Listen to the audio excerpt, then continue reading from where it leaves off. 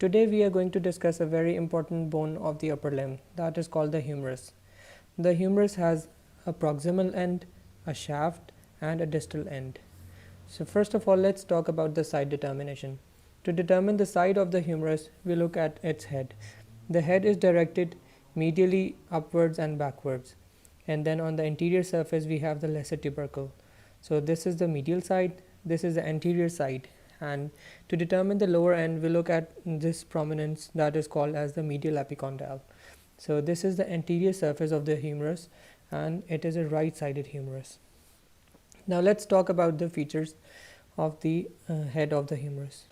The head of the humerus is this spherical surface that joins with the scapula and forms the glenohumeral joint.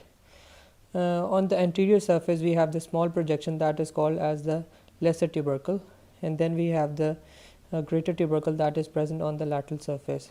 I'm going to repeat it again. This is the head of the humerus, this is the lesser tubercle, this is the greater tubercle on the lateral side. And the demarcation that is present between the head and the lesser tubercle is called as the anatomical neck of the humerus, whereas this part on the junction of the shaft and the proximal part is called the surgical neck. This is the anatomical neck of the humerus and this is the surgical neck of the humerus. Now let's talk about the tubercles. This is the lesser tubercle and on the lateral side we have the greater tubercle, and in between them there is a sulcus that is called the bicipital groove or the intertubercular sulcus. I'm going to repeat it again. This is the lesser tubercle, this is the greater tubercle, this is the intertubercular sulcus, the lateral lip of the intertubercular sulcus, the floor of the intertubercular sulcus and the medial lip of the intertubercular sulcus. Now let's talk about the shaft of the humerus. The shaft of the humerus basically has three borders. This is the anterior border, this is the medial border, and this is the lateral border. Anterior border, medial border, and the lateral border. The surfaces that are present between the anterior and the medial border are called the anteromedial surface. The surface that is present between the anterior and the lateral border is called the anterolateral surface, and the surface that is present between the medial and the lateral border is called as the posterior surface. So it has three borders and three surfaces: anterior border, medial border, lateral border, anteromedial surface, anterolateral surface, and posterior surface. On the shaft of the humerus we have two main features. Number one is the roughened area on the lateral surface that is called the deltoid tuberosity. It is where the insertion of the deltoid muscle takes place. On the posterior surface we have this groove that is called the radial groove. It is where the radial nerve passes along with the profunda brachii artery. Now let's talk about the distal part of the humerus.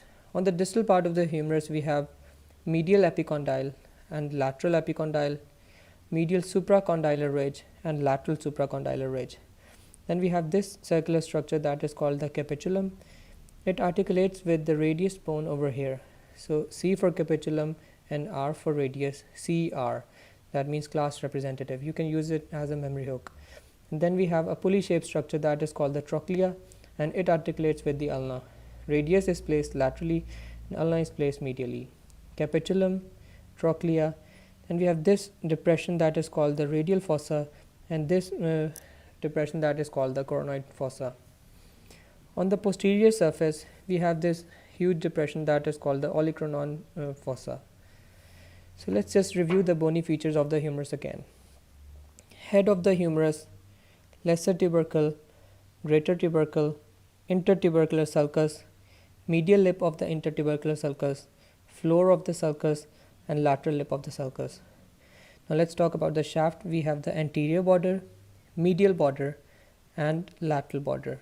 We have three surfaces: anteromedial surface, anterolateral surface, and posterior surface.